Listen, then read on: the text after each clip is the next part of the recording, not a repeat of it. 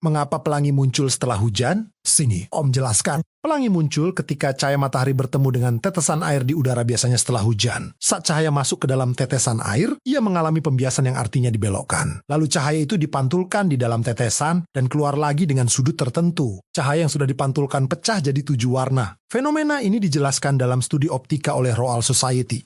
Pelangi tidak hanya muncul setelah hujan. Selama ada cahaya matahari dan tetesan air di udara, pelangi bisa terbentuk misalnya di air terjun, kabut ombak, bahkan semprotan air. Menurut Royal Society, setiap tetesan air bertindak seperti prisma kecil yang membiaskan cahaya menjadi berbagai warna. Yang menarik, pelangi itu sebenarnya bukan objek tetap. Posisi matahari dan sudut pandang kamu menentukan apa yang kamu lihat. Artinya, pelangi bukan ada di sana tapi tercipta dari interaksi cahaya, air, dan posisi kamu sendiri.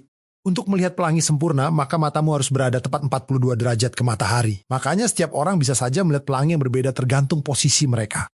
Jadi pelangi yang kamu lihat secara teknis hanya milikmu.